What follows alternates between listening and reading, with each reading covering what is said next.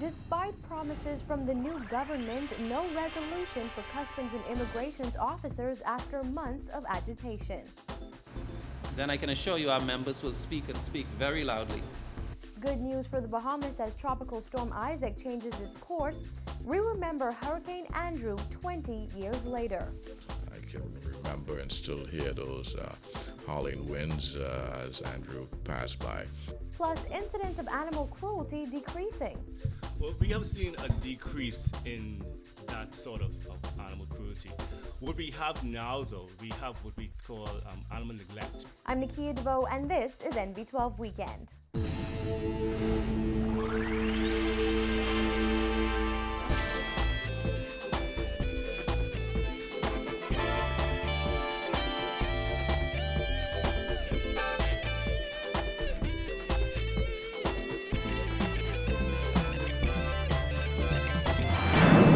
Joining us this Saturday evening. It's been months since members of the Customs, Immigration and Allied Workers Union staged industrial action at points of entry across the island. But while industrial tension has quieted down, issues between the government and the Customs and Immigration Union still remain unresolved. According to the union's Vice President, Sloan Smith, negotiations on a 3-year industrial contract are stalled after several missed deadlines. On the 7th of August, we should have met with the government to commence negotiations on our collective agreement, which should have been for three-year period. We discovered that the government was not ready. If they don't, September. If the government doesn't supply us with a counter-proposal on the 31st, then I can assure you our members will speak and speak very loudly. The union's issues center around a new shift system which was implemented in 2010. The system resulted in loss of salary despite major pay increases for immigration and custom officers. Other issues the BCIAWU plan to look into are salary adjustments, medical plans, and ethical codes. They're also concerned about conditions in which officers work. Smith says he fully expects the government to present their counteroffer on August 31st so that negotiations can begin on September 17th. Smith adds that while the union has been patient considering the recent change in government, he admits that patience is running thin as members continue to get more and more disgruntled each day. We, the leaders, are doing everything in our power to keep them calm and at least give the government an opportunity to make good on its promises, unsolicited though they were, but they promised to address our issues during the campaign at the time. And so we're simply saying to them, let's do the reasonable thing, give them sufficient time to give us the counter-proposal. Once that's done, we hope to conclude swiftly our industrial agreement. In April and May of this year, members of the Customs and Immigration Union staged several protests outside Lynden Pindling International Airport, Customs headquarters on Thompson Boulevard, and the Arawak Key Container Port. Well, the Bahamas won't have to brace themselves for a hurricane just yet, as forecasters say Isaac is not expected to be a major threat to the archipelago.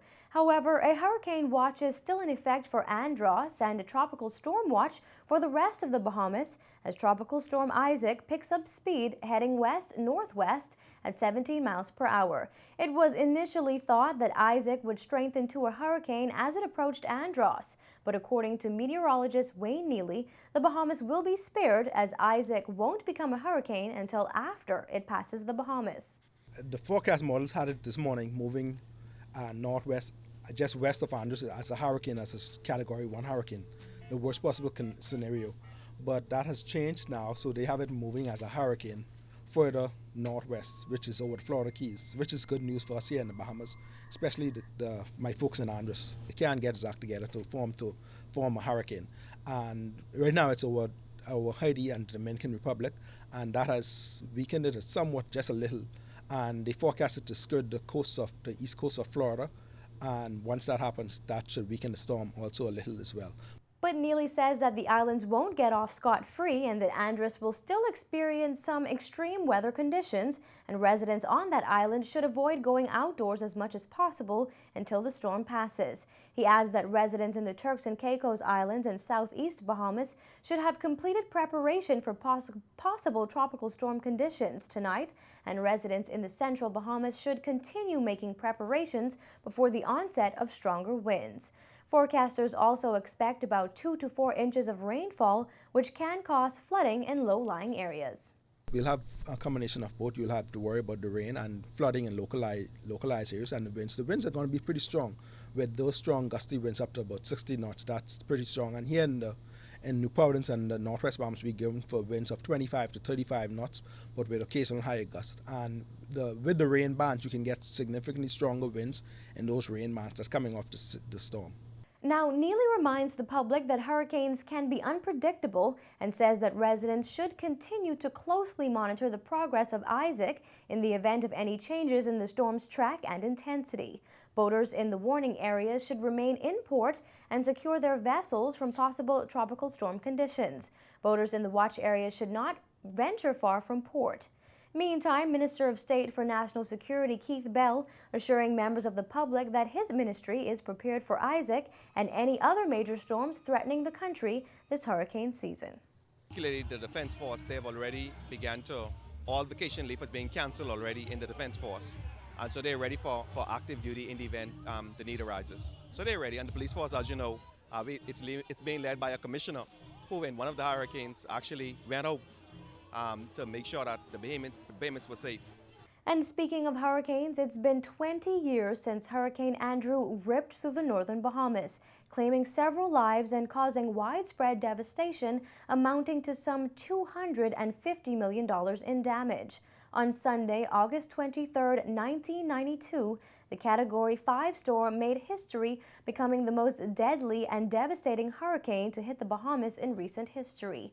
Tonight, in this first part of a two-part special report, we remember Hurricane Andrew 20 years later. On Saturday, August 22, 1992, the government of the Bahamas issued a hurricane watch for the northwest Bahamas, about 30 hours before landfall of Andrew. The watch included Andros, Eleuthera, Grand Bahama, and Abaco. As local and international forecasters predicted, Andrew grew stronger, and 6 hours later, the hurricane watch was upgraded to a hurricane warning. There is the eye of the hurricane, and there you see the Bahamas, Eleuthera, Andros Island there, Eleuthera up here, and the Grand Bahama and the Great Abaco. And here comes the hurricane headed in that general direction at a steady 15 miles per hour. The government of the Bahamas has issued hurricane warnings for Eleuthera, Andros Island up to Great Abaco, and on up to Grand Bahama. About 15 hours before landfall, another hurricane warning was issued, this time for the central Bahamas, including Cat Island, Exuma, San Salvador, and Long Island. In preparation for the storm, residents throughout the Bahamas were scrambling to gather supplies and secure their homes in preparation for Andrew, which at the time was being considered the most severe storm to hit the region in decades. Chief Meteorologist Basil Dean was a young forecaster in 1992. He sat down with NB12 on Thursday, 20 years to the day Andrew made landfall, and gave an account of what happened. I can remember persons at the very last minute during Andrew rushing to lumber yards, etc., to try and get wood to secure their windows. According to the article Meteorological History of Hurricane Andrew, the devastating weather system made first landfall on Sunday, August 23rd, striking Eleuthera at one point, sustaining winds over 160 miles per hour. It approached from the east. It moved across the northern portion of Eleuthera with winds of up to 135 miles per hour. It was a Category 4 hurricane as it moved through the Bahamas. And that particular hurricane was very, very devastating to the island of Eleuthera. There were 4 reported deaths in Eleuthera.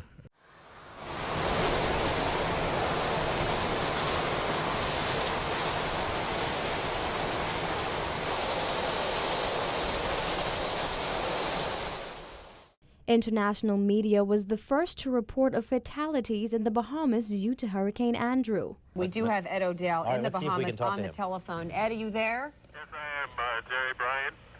You hearing the reports about the report that we've got unconfirmed of 4 fatalities there in one of the outer islands? Actually, I've been keeping my ear to news reports here in the island, and they have so far said absolutely nothing about that. Unfortunately, it would be later confirmed that 4 people died in Eleuthera during the passing of Hurricane Andrew.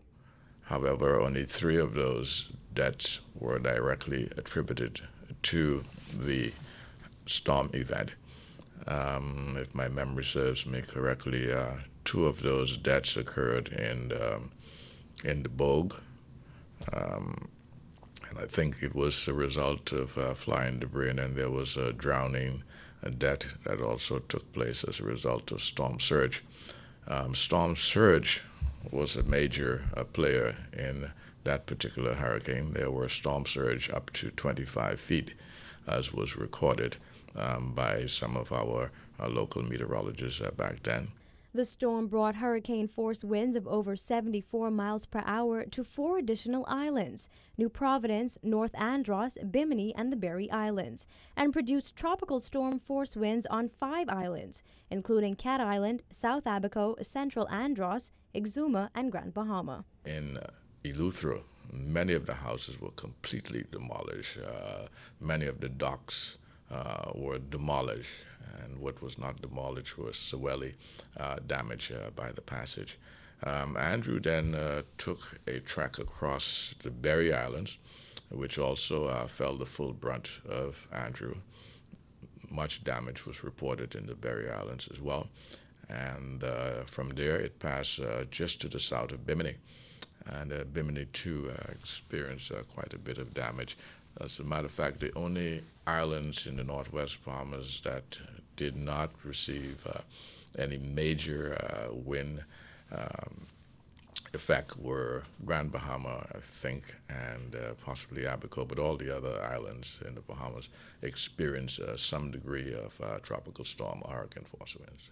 According to the article, a total of 800 houses were destroyed, leaving 1,700 people homeless. 5 schools were destroyed, and the sectors of transport, communications, water, sanitation, agriculture, and fishing were severely damaged on several of the islands. Relief efforts poured in from several local and international organizations as the country came together to begin rebuilding the islands most devastated by Hurricane Andrew.